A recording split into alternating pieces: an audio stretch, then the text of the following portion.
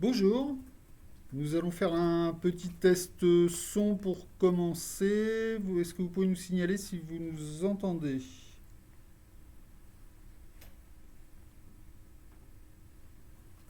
C'est bon. Donc nous nous retrouvons ce soir pour ce live de l'assurance maladie de la Haute-Garonne sur le bien-être psychologique des jeunes. En effet, la crise sanitaire impacte la santé psychologique des Français et particulièrement celle des étudiants et des jeunes. Selon les résultats de la dernière enquête de l'Observatoire de la vie étudiante de septembre 2020, 29% d'entre eux présentent des signes de détresse psychologique. Ce soir, pour échanger avec vous sur ces questions, nous accueillons deux psychologues de la médecine préventive universitaire de Toulouse, Madame Céline Serio-Reynaud et Madame Pooja Shunea Mura. Crise sanitaire oblige, nous portons tous des masques. Je vous rappelle que le chat est ouvert et que vous pouvez poser vos questions à tout moment. Nous y répondrons soit sur l'instant, soit un petit peu plus tard en différé. Mesdames, pouvez-vous nous présenter rapidement le Sims? Oui. Bonsoir à toutes et à tous. Je suis Pooja Chuniamura, je suis psychologue clinicienne et psychothérapeute à l'Université fédérale de Toulouse. J'interviens aussi à l'hôpital de Montauban dans un service de psychiatrie, dans une unité mobile de psychiatrie. Donc voilà, je te laisse la parole. Ouais. Alors moi je suis Céline Serio-Reynaud, je suis psychologue au SIMS depuis un certain nombre d'années maintenant. J'ai un master 2 en psychologie de l'enfant et de l'adolescent et moi pour l'instant j'interviens uniquement au SIMS. Donc je vais vous présenter un petit peu le SIMS, qui est le service dans lequel on travaille. Donc SIMS, ça veut dire Service interuniversitaire de médecine préventive et de promotion de la santé. Donc le SIMS, en fait, sur Toulouse, on a 3 centres sur chaque université. Et sur chaque centre, en fait, il y a une prise en charge globale des étudiants, où les étudiants qui viennent, ils vont pouvoir être reçus par des médecins généralistes, par des assistantes sociales, par des infirmières. Il y a une équipe médico-psychologique qui est chapeautée par une psychiatre avec plusieurs psychologues, nutritionnistes, sexologues, voilà, c'est à peu près l'équipe en entier. Donc si vous venez, vous pouvez consulter, si vous venez pour un problème de santé mentale, vous pouvez consulter un psychologue, donc c'est gratuit, confidentiel, et voilà, vous pouvez venir dans notre service, on vous accueillera avec plaisir. Pouvez-vous nous expliquer ce qu'est le bien-être psychologique en quelques mots? Le bien-être psychologique est une des composantes un peu d'un ensemble un peu plus vaste qu'on appelle la santé mentale. Pour l'OMS, c'est-à-dire l'Organisation mondiale de la santé, la santé mentale positive, c'est-à-dire autonomie, bien-être, l'épanouissement personnel, et la santé mentale négative regroupe deux formes. D'une part, la détresse psychologique, réactionnelle, induite par des situations éprouvantes et des difficultés existentielles. D'autre part, des troubles mentaux, affections psychiatriques, la durée variable, plus ou moins sévère ou handicapante. Par exemple, en cette période sanitaire, on va plus être sur un versant négatif de la santé mentale. Oui, donc si avec Pooja, on a décidé de vous présenter un petit peu cette définition parce qu'on pense que c'est important de situer où on se trouve. Et à ce moment de la crise sanitaire, c'est surtout de ce versant de la santé mentale négative qu'on va parler. Et c'est surtout ça où finalement, c'est ce qui pose problème et ce qui fait qu'il y a une inquiétude et qu'on parle de cette troisième vague psychiatrique. Euh, Pourquoi se préoccuper finalement de son bien-être psychologique? Alors c'est une bonne question parce que quand on parle de santé, en général, on va surtout s'attacher aux facteurs physiques de la santé, être en bonne santé, c'est de ne pas avoir de maladie, mais on ne va pas toujours penser à la santé mentale. C'est souvent tabou, les gens quand ils vont pas bien, ils se sentent pas bien, ils vont pas oser en parler à leurs proches. Donc du coup, les gens ils vont se détourner de ce côté-là, ils vont ne plus avoir de lien avec leurs émotions, avec leurs sensations. Et finalement, se prendre en charge son bien-être psychologique, c'est important parce que c'est ce qui va vous permettre d'être aussi en bonne santé. C'est-à-dire qu'il va falloir que vous puissiez être en contact avec vos émotions, pouvoir savoir où vous en êtes, pouvoir finalement essayer aussi de voir au niveau des symptômes que vous pouvez ressentir, qu'est-ce qui se passe, qu'est-ce que vous ressentez. Dans le corps, comme dans voilà. Comme dans l'esprit. Comme dans l'esprit. D'accord. C'est Oui, important. on rejoint la définition de la santé globale de l'OMS, Voilà. aussi bien un état de bien-être physique que psychologique. Hein, c'est bien Oui, ça. c'est d'arriver à si trouver on un peut résumer. équilibre. C'est finalement, on est sur cette notion d'équilibre qui est importante. D'accord. Quels sont, d'après vous, qui êtes au contact des jeunes tous les jours, les troubles les plus fréquents que vous rencontrez chez eux? Ben, tout d'abord, on a la dépression, on a les troubles anxieux, qu'on a peu parlé tout à l'heure, on a tout ce qui est réactivation des stress post-traumatiques, et aussi, un petit peu, on va parler un peu des addictions. Ce sont un petit peu là les 4 gros thèmes qu'on va un peu aborder aujourd'hui. Donc la dépression, mais souvent la dépression c'est un sujet tabou. Et pourtant, presque une personne sur 7, donc autour de nous, on peut avoir dans notre entourage, une personne sur 7 qui peut souffrir de la dépression au cours de leur vie. D'accord.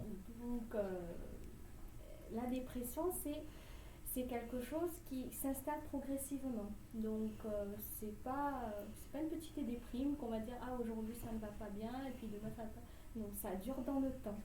D'accord. Donc cette dépression peut se caractériser par une humeur dépressive selon on a des critères en fait, des critères établis par un manuel de diagnostic de statistiques et selon ce manuel-là, on va retrouver surtout par exemple là on va être triste, une humeur dépressive une grande partie de la journée, on va se sentir triste, vidé, désespéré, comme on va pleurer un peu tout le temps sans savoir trop pourquoi.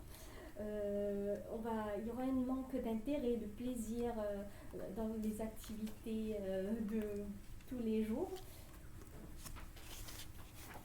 Une perte de poids significative ou augmentation de l'appétit, par exemple. Une insomnie ou hypersomnie, où on va trop dormir ou on ne va pas du tout dormir. Une fatigue, une perte d'énergie dans la vie de tous les jours un petit peu, sentiment un petit peu de culpabilité, de dévalorisation, perte aussi par exemple une capacité de se concentrer, prendre des décisions et des pensées récurrentes de la mort. D'accord. Donc voilà, c'est un petit peu les symptomatologies qu'on va retrouver dans une forme de dépression. Voilà, dans une forme de dépression. Bon, c'est très bien, ça répond à une des questions qu'on avait sur le chat à ce moment-là.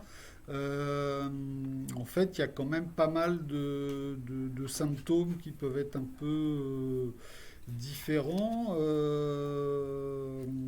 Comment l'entourage peut comment en parler avec la personne comment introduire ce sujet-là? Parce que souvent c'est difficile, c'est pas évident de parler de... Alors, je pense qu'il faut être très vigilant sur les différences de comportement. Les premières choses, par exemple, alors la tranche d'âge qu'on a ciblée, là, les parents ne sont pas forcément tout le temps présents, mais pour l'entourage, les amis, les parents, je pense que vraiment ce qu'il faut bien noter, c'est les différences de comportement. C'est-à-dire quand vous voyez quelqu'un qui avait l'habitude d'appeler ses amis, qui l'appelle moins, quelqu'un tout d'un coup qui va dormir beaucoup, vraiment... Alors, les troubles du sommeil, au moment par exemple, du premier et du deuxième confinement, ça a été des marqueurs très importants du début de l'entrée dans la dépression. D'accord. C'est-à-dire que les enfants qui tout d'un coup n'arrivaient plus à aller dormir, qui se couchaient très tard, ou qui dormaient toute la journée, qui ne pouvaient plus se lever. Je pense que ça, au niveau des parents surtout, parce que souvent c'est les parents qui peuvent s'inquiéter, le fait que le jeune n'ait plus d'envie, La tristesse, on associe souvent la dépression à la tristesse, et la tristesse, c'est pas forcément le symptôme le plus évident. Par exemple, chez les garçons, chez les adolescents, l'agressivité, c'est-à-dire que si vous avez votre fils qui commence à devenir agressif, qui chaque fois que vous lui dites quelque chose, il va un peu s'énerver, et que c'était pas un comportement habituel chez lui. Plutôt de rentrer dans l'affrontement, il faut peut-être se poser la question, se décentrer un peu et dire que c'est peut-être une manière pour lui d'exprimer son mal-être et cette entrée dans la dépression. D'accord. Alors, on a tout un tas de questions qui arrivent en même temps. Sur certaines, on va y répondre dans l'instant, d'autres, on y répondra plus tard. Je pense notamment à une question sur les dispositifs de prise en charge pour les jeunes en général, parce qu'on ne s'adresse pas qu'aux étudiants ce soir. On y reviendra un petit peu plus tard dans le live. Une autre question qui arrive, qui nous demande si la crise actuelle, est-ce que c'est un traumatisme qui peut entraîner un stress post-traumatique? Est-ce que c'est un traumatisme en lui-même? Oui, effectivement, mais ça va dépendre aussi de chaque personne, de comment on va réagir face à ce stress-là. Donc, après, l'état de stress post-traumatique, il y a pareil, s'il y a une définition, ça ne se produit pas comme ça du jour au lendemain. Vraiment, il faut avoir un élément marqueur. Donc, oui, s'il y a eu des antécédents, par exemple une vulnérabilité antérieure, et qu'il y a eu le confinement par derrière, ça peut faire ressortir des souvenirs anciens et ça peut se transformer en état de... Peut-être pour prendre des exemples qui sont directement liés à la clinique, le fait, en fait, le confinement, ça va amener les gens finalement à l'isolement. Le fait d'être isolé, d'être plié, surtout pour cette tranche d'âge, les 18-25 ans, finalement, il y a les cours en ligne, la maison, ça devient l'endroit du travail, ça devient l'endroit où on mange, ça devient l'endroit... les primo-étudiants, ils arrivent à Toulouse, ils connaissent personne. Donc il y a vraiment ce sentiment d'isolement qui est très fort. Et si, comme le disait Pooja, vous avez vécu un traumatisme à un moment donné, on s'est rendu compte que finalement, les confinements ont fait émerger des situations de stress post-traumatique qui étaient un peu dormantes. C'est-à-dire que moi, par exemple, dans ma patientèle, je vais avoir quelque chose... il y a pas mal de patientes qui vont avoir vécu des situations de violence sexuelle. Et le fait de se retrouver seule, confrontée à elle-même, il y a tout d'un coup toute cette anxiété, toute cette angoisse qui ressurgit. Et il y a des symptômes, donc on a parlé de dépression, mais il y a des symptômes de troubles anxieux qui vont se mettre en place, qui sont souvent...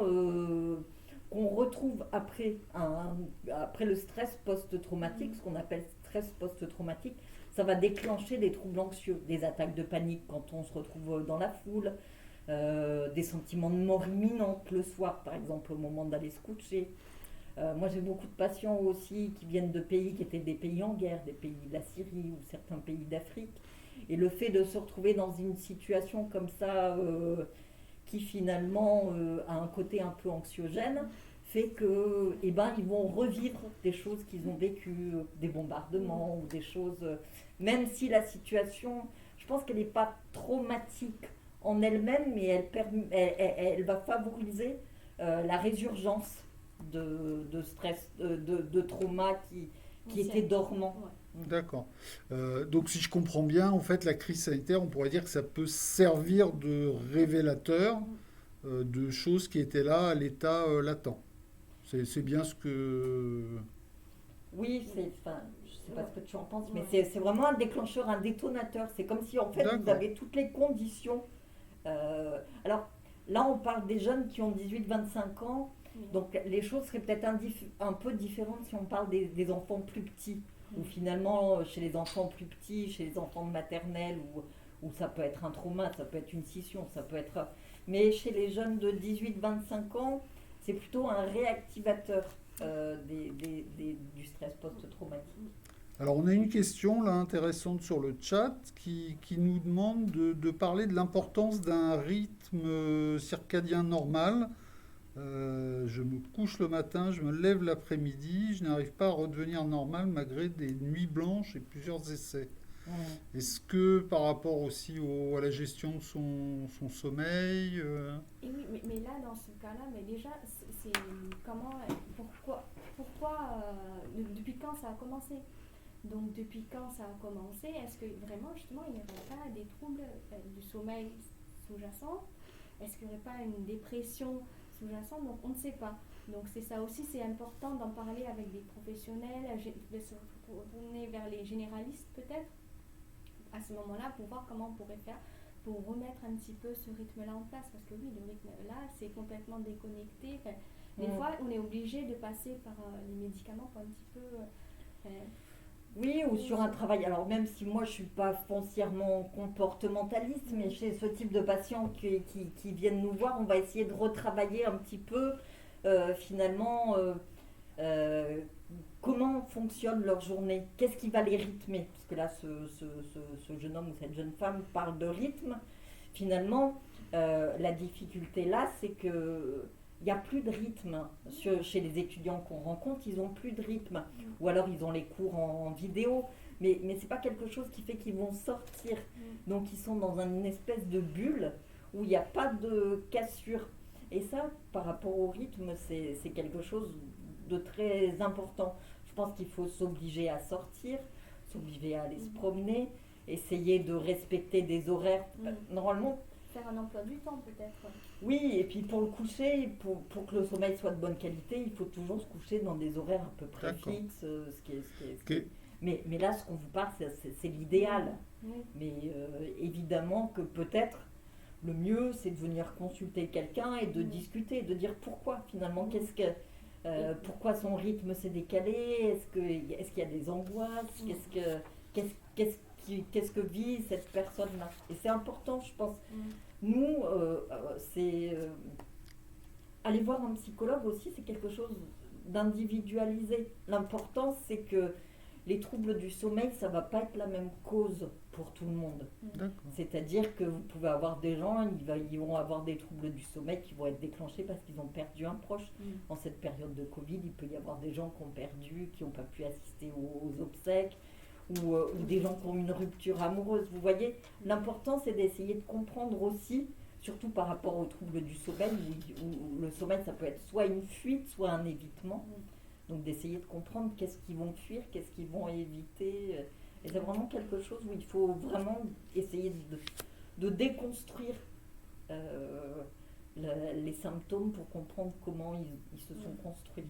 D'accord. Alors, on a parlé de la dépression, on a parlé du stress post-traumatique. Est-ce qu'il y a d'autres catégories?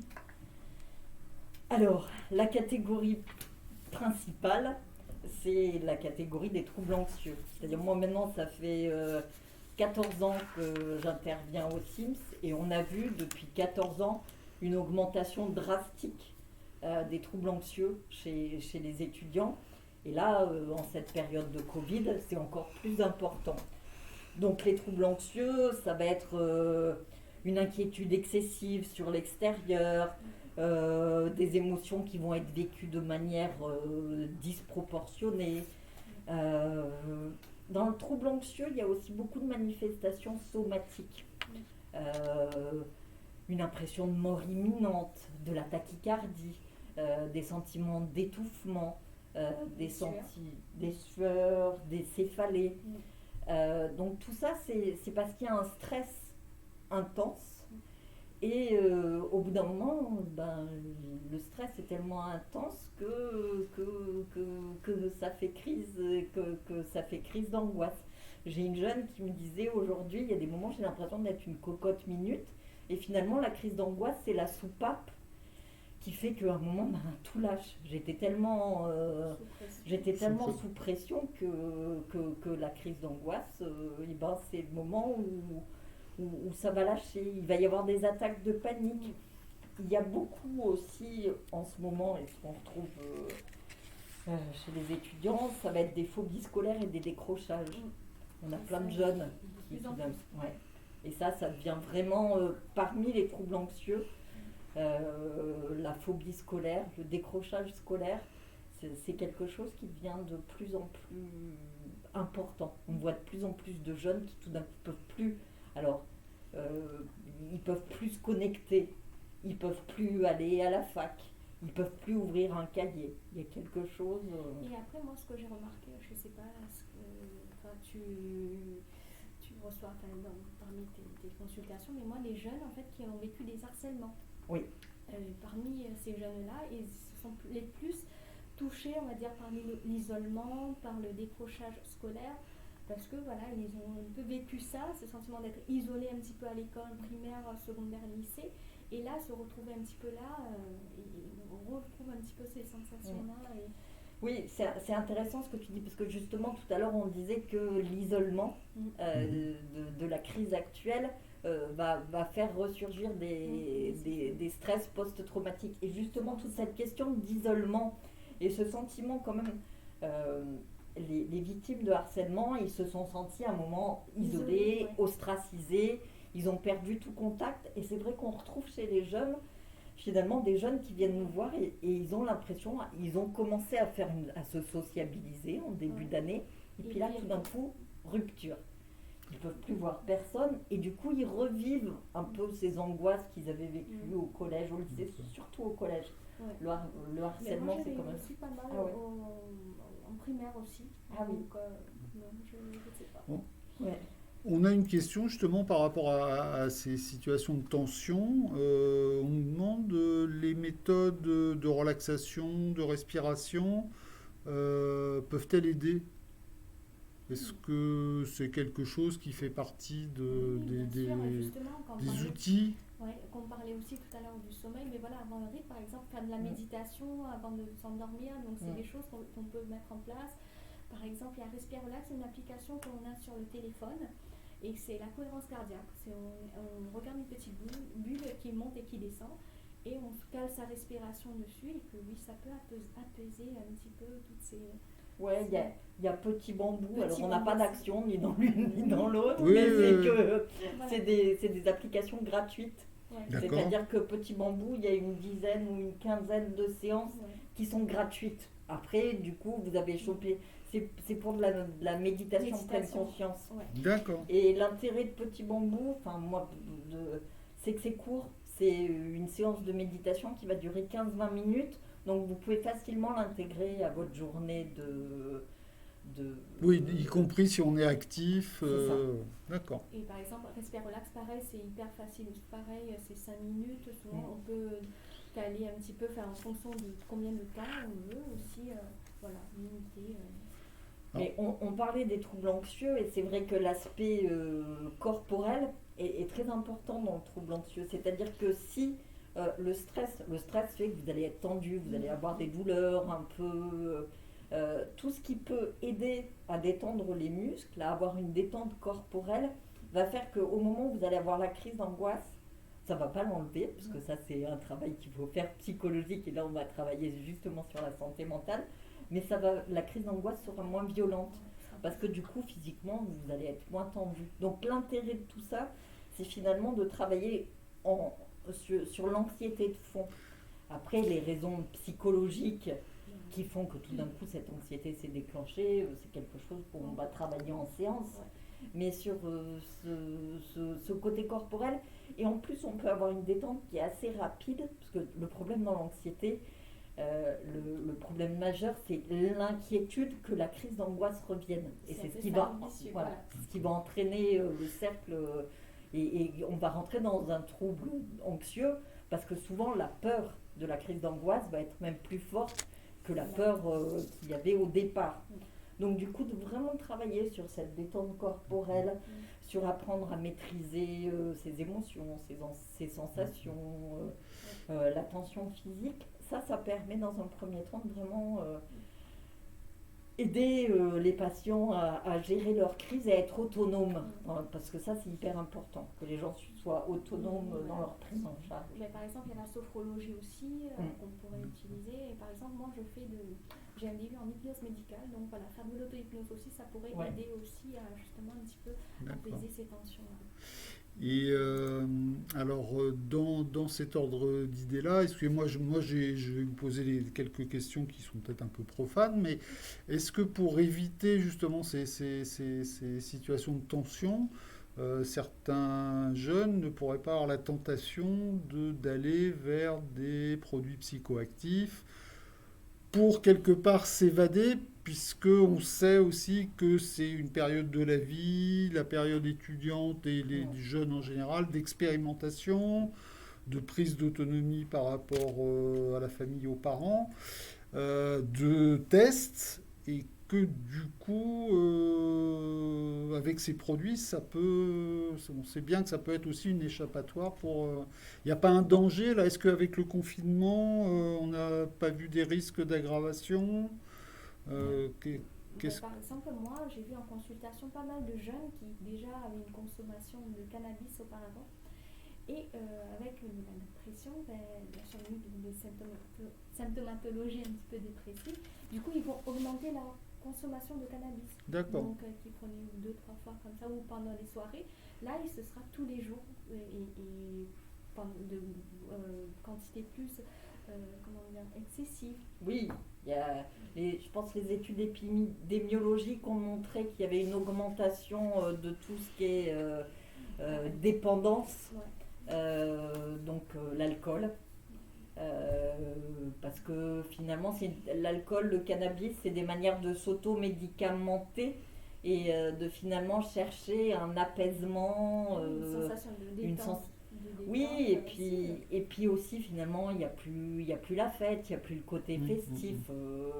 Donc il faut trouver aussi une espèce de blackout. C'est se mettre dans un état de blackout avec une consommation un peu plus qui va augmenter petit à petit. Et voilà, moi, chez les jeunes, c'était pour ça, parce qu'ils se sentaient mal. Donc du coup, le fait de prendre du cannabis, qu'ils se sentent un peu plus détendus pour ne pas penser à tous ces sur-ruminations un petit peu mentales, du coup, ça coupait un peu tout ça, de surconsommer un peu. Oui, et puis après, il y a des produits, il y a certains qui vont prendre des produits un peu plus. Des drogues plus dures aussi, parce qu'ils rencontrent des gens aussi, même si on n'a pas le droit de sortir, ils vont se réunir, et finalement, comme il faut aller vite, il faut rechercher. Finalement, je pense. Il y a aussi quelque chose qu'on oublie, mais il y a quelque chose qui est propre à ce moment de la vie, c'est-à-dire que c'est un moment de la vie où on va avoir besoin de faire des expériences et on va avoir besoin de se confronter à ses limites. Et nous, dans nos civilisations occidentales, les jeunes testent plus leurs limites. Dans certaines civilisations, quand on fait de l'anthropologie, on voit qu'il y a toujours le passage à l'adolescence. Et c'est vrai que, des rites de passage. Et l'alcool et la drogue, ça peut être un peu perçu comme un rite de passage, parce que du coup, ils vont tester leurs limites, jusqu'où ils peuvent supporter. Justement, concrètement, qu'est-ce que vous conseilleriez pour rester une consommation occasionnelle et festive, et pas tomber dans une consommation addictive, entre guillemets? Après, je pense qu'il y a plusieurs facteurs aussi, parce que surtout ces jeunes-là, s'ils sont isolés, donc il n'y a pas forcément la famille autour, il n'y a pas de soutien, il n'y a rien. Donc là, je pense que j'ai l'impression qu'ils vont plus aller dans ce sens-là, une surconsommation. Peut-être, c'est la famille. Je pense que les amis, la famille, le fait de... L'entourage est important, je pense. L'histoire familiale aussi, parce que aussi vous pouvez avoir des jeunes finalement qui viennent de familles où il y a des tensions. Où il y a une histoire avec l'alcool ou avec le cannabis. Et finalement, on leur a transmis ça. L'alcool, c'est quelque chose qu'on consomme à la maison. Donc du coup, c'est finalement, ils reproduisent. Il y a la reproduction d'un comportement un peu qu'ils ont observé. Et ça doit être générationnel aussi. Oui. Grands-parents, arrière-grands-parents, voilà. Et ça se transmet de génération en génération. Alors, Et je pense que encore, il faut consulter parce que c'est-à-dire l'alcool, c'est quelque chose, ou le cannabis ou la drogue, c'est quelque chose qui va venir boucher une faille. C'est quelque chose qu'on va utiliser pour essayer de colmater quelque chose. Et finalement, tout notre travail à nous, c'est d'essayer de comprendre qu'est-ce qui se passe, qu'est-ce qu'on essaie de colmater. C'est ça, finalement, l'intérêt. D'accord. Nous avons une question là qui me semble très intéressante. J'ai une amie que je n'arrive pas à aider. Elle se refuse à sortir de chez elle quand on lui propose, même en appel vidéo. Enfin, comment peut-on faire par rapport à quelqu'un comme ça qu'on sent petit à petit se retirer de la vie sociale pour l'aider sans non plus la brusquer. Alors ça, c'est une situation très très complexe parce que à partir du moment où les gens sont majeurs, vous ne pouvez pas les forcer à consulter. Donc du coup, il existe par exemple, on avait mis, il y a quelques, organismes qui se déplacent à domicile si vraiment la famille est très inquiète et qu'il s'avère qu'il y a le déclenchement d'une pathologie psychiatrique. Les MIC, par exemple, ils se déplacent à domicile et ils vont essayer de rentrer en contact avec le patient. Mais si le patient ne veut pas consulter, on est vraiment dans un moment qui est très compliqué. Donc il faut essayer de ne pas perdre le contact. Si vraiment on est très inquiet parce qu'on n'a plus de nouvelles, la seule chose c'est d'appeler les pompiers. C'est les seuls qui sont habilités à rentrer dans un logement. Mais après on peut, par exemple, là, en décembre, moi j'ai été dans un dispositif justement pour les jeunes et c'était le camp. Donc en association avec le SAMU, on a appelé le 15 et du coup pareil moi j'ai fait envoyer le SAMU chez une jeune parce qu'on n'avait plus de nouvelles. Elle nous avait envoyé un mail avec des idées, elle disait qu'elle ne se sentait pas bien, des idées suicidaires. Donc on a fait intervenir le SAMU qui est allé chez elle pour la voir. Voilà, les seuls qui sont habilités à aller au domicile, comme ça va être SAMU et pompiers. Voilà, malheureusement, si on n'a plus de contact avec quelqu'un et s'il ne veut plus vous ouvrir la porte, mais si par contre le SAMU l'amène à l'hôpital et qu'il refuse de se faire soigner, là vous n'avez pas de marge de manœuvre. À moins que vraiment la personne soit un danger pour elle-même, quand il y a tout un tas de choses. Ouais. Alors, là, on rentre, c'est des choses très compliquées. Une question un peu plus légère, mais qui est quand même sérieuse, c'est un étudiant qui, malgré les conditions, continue à réussir à garder un petit boulot, qui passe des heures dessus, qui révise ses cours, enfin qui travaille énormément. Comment arriver à gérer toute cette pression, à rester en forme d'un point de vue physique et psychologique, parce qu'on sait très bien que déjà avant la crise du Covid, pour un certain nombre, voire un grand nombre d'étudiants, études riment aussi avec petits boulots, des fois plusieurs petits boulots enchaînés, et que ça fait des journées très longues, une pression qui est tout le long des études pour pouvoir rentrer et progresser chaque année. Comment gérer tout ça ? Vas-y. Vas-y. Non, moi je pense que voilà, c'est quand même important quand même d'avoir des coupures aussi. Donc même si on est dans les études, même si on est dans les boulots et tout ça, important de se recentrer un petit peu sur soi aussi, prendre des moments dans la journée, une dizaine, quinzaine de minutes, sortir un peu, respirer un peu, appeler la famille, les amis, si on peut les voir, voilà. Oui, si on a des liens avec des gens, garder des liens avec les gens, mais surtout essayer de trouver des soupapes de sécurité.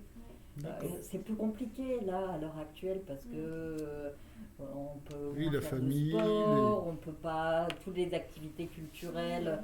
Donc je pense qu'il y a plein de soupapes de sécurité qui ont un peu sauté.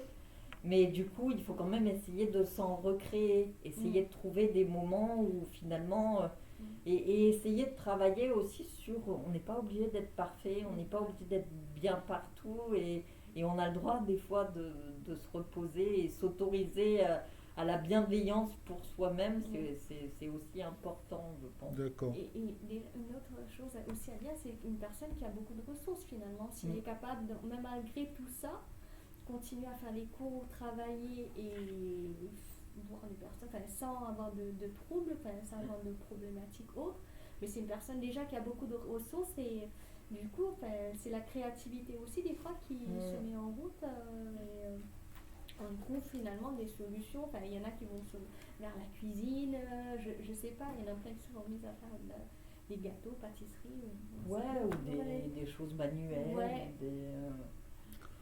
Oui, c'est de trouver des solutions par soi-même pour combler un peu son anxiété par rapport à la situation actuelle, par rapport Mais à c'est quelque l'avenir. chose pour se faire plaisir, justement, déconnexion vraiment, pas d'obligation. Pas d'obligation. D'accord. Oui, parce qu'on avait une question, je crois, tout à l'heure sur le fait de se dévaloriser un petit peu soi-même par rapport à des objectifs qu'on n'arriverait pas, peut-être trop haut, qu'on n'arriverait pas à atteindre. Donc, il faut savoir aussi graduer selon son état de forme du moment, peut-être ses propres attentes et relativiser les choses.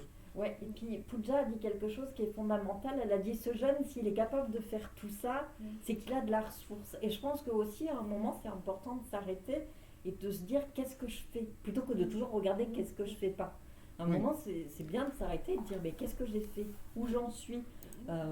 Les études, je continue, je travaille, j'ai des amis, c'est déjà bien. Quoi. Voir le verre à moitié plein plutôt qu'à moitié vide. C'est ça, plutôt que de regarder toujours devant et ce qui est inaccessible, c'est bien de s'arrêter sur la route et de regarder le chemin qu'on a déjà parcouru, toutes les difficultés qu'on a réussi à dépasser.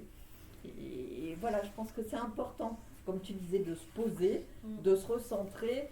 Et de ne pas être tout le temps dans cette course à la performance dans laquelle on est un peu précipités tous finalement. Globalement, vous pourriez nous faire un petit état des lieux de la situation actuelle chez les jeunes d'après votre expérience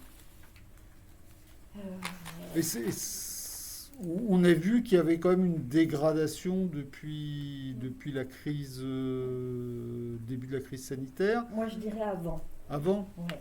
Moi, je dirais que ça fait quand même déjà un petit moment il y a je vous dis, il y a une augmentation des troubles anxieux. On n'a pas parlé des troubles du comportement alimentaire. Depuis quelques années, déjà, on voit finalement qu'il y a un mal-être qui s'installe. Et là, vraiment, c'est comme si la crise du Covid s'était venue appuyer et accentuer des choses qui étaient déjà existantes. On est dans une perte de sens aussi, qui est très importante par rapport à cette jeune génération. Il y a beaucoup d'angoisse écologique, d'angoisse de l'avenir, parce que nous, les gens qu'on voit, ils font des études. Mais finalement, pourquoi ? Oui, ils se remettent en question aussi. Il y en a pas mal. Par exemple, moi, j'ai des étudiants en 6e année de médecine et qui se demandent mais pourquoi, qu'est-ce que je suis en train de faire de lire et d'apprendre tous les jours, mais à quoi ça me sert? Donc vraiment des questionnements, mais à quoi ça sert un petit peu et voilà, il y a beaucoup de... Et je pense aussi que peut-être nous, adultes, on ne transmet pas aussi suffisamment aux jeunes générations que c'est eux l'avenir, que c'est eux ils ont tout un potentiel créatif. Il y a plein de choses qu'on ne comprend pas. Nous, vous voyez, là, on est sur Twitch, mais on a découvert ça parce que vous nous avez dit qu'il fallait utiliser ce moyen de communication. Donc, c'est-à-dire qu'il y a, je pense que aussi... Peut-être plutôt que de toujours parler de ce qui ne va pas bien, c'est important aussi d'aller chercher. Ils sont hyper créatifs. Les patients, quand finalement on les interroge, quand on discute avec eux, ils ont plein d'idées. Et je pense que c'est ça, il faut réussir à aller chercher son potentiel, il faut réussir à continuer à avoir des envies, à essayer de mettre du sens à ce qu'on fait. Justement, il y a Pistachio Boy qui nous parle de l'idée d'avoir du potentiel gâché. Il nous demande si ça relève de l'anxiété, de la dépression. Alors qu'on sait que la jeunesse, c'est l'avenir, que c'est justement que c'est du potentiel. Est-ce que c'est pas et là, il y a une opposition entre le fait d'avoir un potentiel, mais qui en même temps il soit gâché. On entend beaucoup parler de génération sacrifiée. Euh, qu'est-ce qu'on peut essayer d'avoir comme message positif pour tous ces jeunes?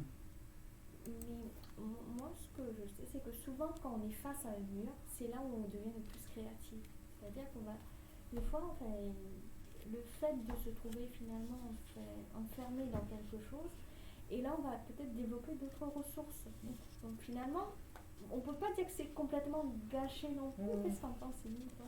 Alors moi, gâcher, c'est un terme qui me plaît pas trop, parce que souvent, des fois, c'est peut-être pas la voie qu'ils auraient choisie. Il y a aussi ça, c'est finalement des fois on fait des études ou on fait des choses pour faire plaisir aux autres, et les autres ont l'impression qu'on a ce potentiel-là, alors que finalement, au fond de soi, on aurait envie de faire d'autres choses. Je sais pas, peut-être de s'orienter, on parlait d'écologie, de s'orienter vers des choses qui sont plus, il y a de plus en plus de jeunes qui reviennent à la terre, qui retournent à l'agriculture ou des choses comme ça. Vraiment cette question de le potentiel, il n'est jamais gâché. On n'a pas trouvé la bonne chose vers laquelle le diriger. Ou l'exprimer. Voilà. Ouais, je pense qu'il y a vraiment et après, ce que je pense, c'est aussi, et souvent, comme je le dis, là, moi, les jeunes que je rencontre, ils sont en recherche de sens un petit peu. Ça, et c'est vraiment... souvent, pour faire ces études-là, souvent il y a des parents derrière, il faut faire ci, ça, là. Mais eux, c'est pas forcément ce qu'ils recherchent. Voilà, moi, j'ai beaucoup rencontré ça, ce recherche de sens-là finalement. Et ce confinement est venu un petit peu mettre encore plus de. Mais oui, mais ils m'ont dit de faire ça, j'ai fait ça, mais finalement, maintenant je me rends compte que c'est pas ce que j'ai envie de faire, quoi. Ça me plaît pas. D'accord. Alors on approche, malheureusement le temps passe vite de la fin. Vers quel professionnel se tourner et dans quel cas de figure si... Oui, alors on voulait faire une petite... vous nous avez invités, donc nous on est psychologues, et souvent les psys qui sont invités à parler, ils disent jamais quel genre de psy ils sont. Et donc on voulait présenter un peu, et souvent les patients qui viennent nous voir, ils sont un peu perdus aussi. Les psychologues, ils ne savent pas ce que ça veut dire, psychiatres, ils ne savent pas ce que ça veut dire, psychothérapeutes, ils ne savent pas ce que ça veut dire, psychanalystes non plus. Donc je pense que c'est important d'abord de débroussailler ça. Donc, ouais, mais on va commencer par exemple, un psychiatre. Psychiatre, c'est un médecin. Il a fait 6 années de médecine et après il s'est spécialisé en psychiatrie. Donc, il va être après en charge, par exemple, pour des enfants en pédopsychiatrie ou personnes âgées, gérontopsychiatrie. C'est un professionnel de santé, c'est un médecin, donc c'est remboursé par la Sécu, comme tous les autres médecins. Et donc, vers le psychiatre, en fait, il faut se tourner quand il y a on va rentrer dans des troubles plus importants. Par exemple, s'il y a des envies suicidaires, s'il y a des scarifications, s'il y a des troubles du comportement alimentaire, tout ce qui vont avoir, tout ce qui va demander peut-être un traitement médicamenteux ou en tout cas un suivi médical derrière parce qu'il y a des implications sur la santé qui peuvent être importantes. Là, il faut se diriger vers un psychiatre. Par exemple, dans la dépression, c'est un trouble quand même, fait partie des troubles mentaux et du coup, souvent, on oriente vers des psychiatres parce que quand il y a des idées noires, des idées de suicide, donc là, justement, il faut apaiser un petit peu, c'est les angoisses trop, il y a trop d'angoisse, donc là, c'est bien de voir un psychiatre. Alors après, nous, Oui. Oui, juste pour prévenir qu'on allait déborder un petit peu, parce qu'on n'a pas encore fini. On devait normalement finir à 19h45, mais rassurez-vous, on continue encore un petit peu. Et aussi pour dire à tous les gens qui chattent et qui nous laissent des messages qui sont souvent de qualité, qu'on essaye de synthétiser et d'y répondre, mais on n'aura peut-être pas le temps non plus de répondre à tout le monde. Excusez-moi, je vous laisse continuer. Donc, les psychologues, nous, on fait donc les études, c'est à la fac de sciences humaines, c'est un master 2 psychologie. Vous avez plusieurs spécialisations. Et donc, le psychologue, il va avoir un diplôme. En général, le psychologue, si vous allez voir quelqu'un, vous pouvez aller voir à l'ARS s'il a un numéro à Delhi. Comme ça, vous êtes sûr qu'il a bien son diplôme. Et voilà. C'est un titre réglementé, protégé. Donc voilà, c'est pour ça. Et ça, je pense qu'il ne faut pas hésiter, par exemple, de voir, surtout pour les, comme il existe des fois des psychothérapeutes, on ne sait pas, il faut aller voir à l'ARS, il y a les numéros à Delhi où ils répertorient les gens, leurs diplômes, et pour les psychologues, donc on est sûr que la personne qu'on va aller voir a vraiment eu son diplôme et qu'il est inscrit au niveau de l'agence régionale de santé, voilà. C'est un professionnel reconnu. C'est ça. Et c'est pareil aussi pour le psychothérapeute, quoi. Par exemple, moi j'ai les deux types parce que voilà, c'est reconnu et c'est pas. On peut avoir aussi des psychiatres psychothérapeutes.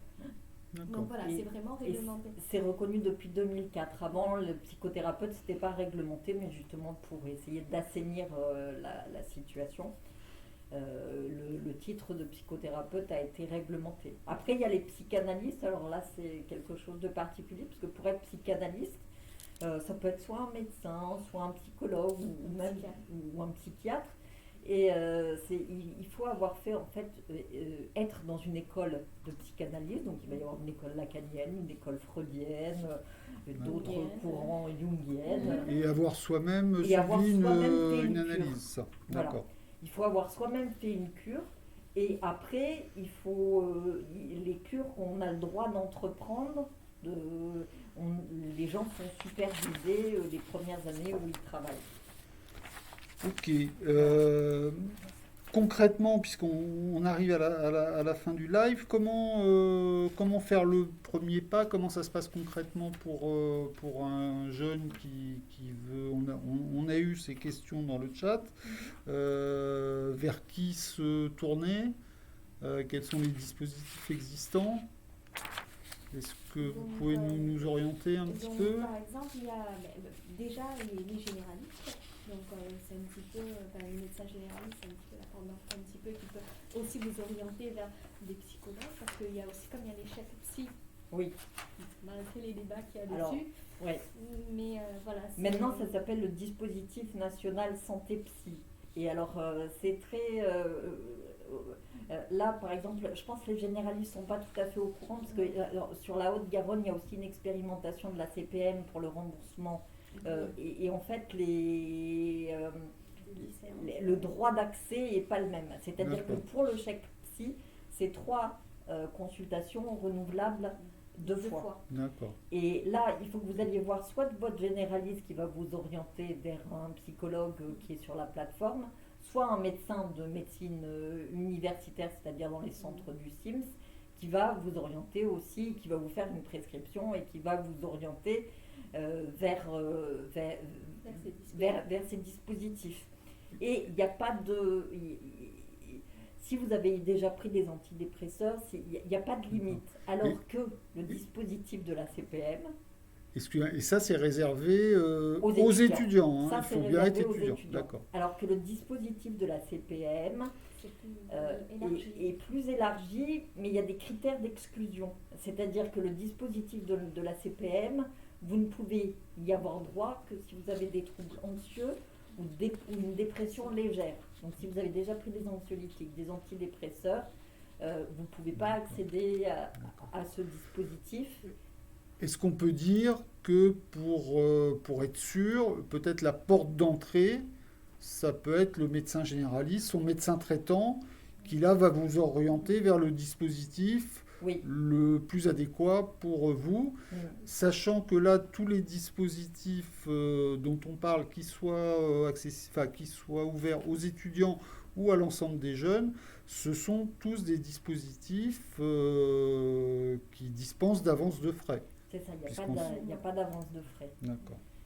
Il y a d'autres dispositifs, mais peut-être on ne va pas avoir le temps pour le cruise ou la nightline, on n'a peut-être pas le temps, mais vous allez On va les mettre vous allez les en direct sur le chat. Là, c'est son. Et puis il y a notre service, il ne faut pas hésiter aussi à C'est ça. venir voir le site, Oui. parce qu'il y a vraiment cette approche globale, c'est-à-dire que les patients qui vont venir au SIMS, ils vont pouvoir rencontrer sur le même lieu un généraliste. Alors les généralistes au SIMS ne seront jamais médecins traitants, hein, ça c'est Oui, quelque oui, chose oui. voilà. Ils vont pouvoir rencontrer le psychiatre, rencontrer les infirmières, les psychologues, et voilà. Donc ça peut être pour les étudiants, c'est sur la fac, c'est assez facile d'accès, donc ça peut être Do- une première entrée. D'autant plus si je ne me trompe pas, je crois qu'il y a eu quelques embauches récemment dans la continuité du plan d'action sur l'aide Oui, là et il y le a eu soutien deux psychologique. nouvelles embauches. Là, tout à l'heure on a eu un mail, il y a 2 nouveaux psychologues qui font partie du service, donc les délais sont raccourcis. Je pense que pour un premier rendez-vous, alors comme il y a des nouveaux psychologues, mais pour l'instant on était à 2 semaines, D'accord. 3 semaines. Oui, pour ce qui est un premier délai Ce qui est- raisonnable. Moi, je suis à 4 semaines. Ah, t'es à 4 semaines, Ouais. T'es moins, moi je suis plus longtemps. Donc ça, c'est pour les dispositifs de consultation. Il y a aussi des dispositifs d'écoute Oui. avec le CRUS qui est un dispositif Nightline Ouais, ça, qui est c'est- de pair à pair, si je crois bien, qui peuvent écouter, 9 heures à y 22 compris 22 le heures, soir. 2 heures du match. Et donc ça, Nightline, je pense, si je ne me trompe pas, ça sera effectif Sur sur Toulouse à partir du 18 avril. C'est ça. C'est bien ça. D'accord. Il y a aussi un dispositif qui n'est pas mis là, mais qui est intéressant parce que c'est pour les jeunes qui ne sont pas étudiants, c'est l'AGIR. Vous pouvez appeler l'AGIR. En général, il va falloir pareil que ce soit le médecin traitant qui fasse la démarche. Et en fait, ça va être une cellule pendant 2 mois. Ils vont faire une observation du patient vraiment pour la période de crise, pour l'orienter après vers un dispositif où il pourra avoir un suivi. Par exemple, il y a les CMP aussi. Il y a les CMP. Pour D'accord. Les délais sont assez longs sur les CMP, Ouais. mais bon, Ça, c'est pour les jeunes qui ne sont pas Pas étudiants et qui n'ont pas les moyens de se payer et qui ne rentrent pas dans le dispositif CPM. Voilà. Et si jamais vraiment il y a une urgence, c'est les urgences psychiatriques. C'est-à-dire que si jamais vous êtes seul chez vous et que vous sentez des pulsions suicidaires il ne faut pas hésiter à appeler les urgences psychiatriques. D'accord. Donc, pour conclure un petit peu sur, on va dire quand même une note d'optimiste, on peut dire c'est une problématique qui était peut-être moins prise en conscience les années passées, enfin jusqu'à peu de temps, et que là vraiment il y a une prise de conscience, une prise en charge des dispositifs nouveaux qui permettent de répondre à ces attentes, que ce soit au niveau des étudiants ou des jeunes en général. Bien, ben voilà, le temps est passé très vite. Il est temps pour moi de remercier nos 2 intervenantes, de remercier également l'ensemble des participants au chat. Ouais, merci à Merci. tous. Mais merci, c'était un plaisir. C'était un premier test. Je pense qu'il a été concluant. On pourra peut-être renouveler l'opération. Vous pourrez retrouver l'ensemble des adresses et des contacts utiles donc sur le document, je crois qu'on vous a fait passer sur le chat. Et vous pouvez retrouver ce live en replay sur la chaîne YouTube de la CPM de la Haute-Garonne. Je vous souhaite une bonne soirée à toutes et à tous. Merci. Au revoir. Au revoir. Au revoir.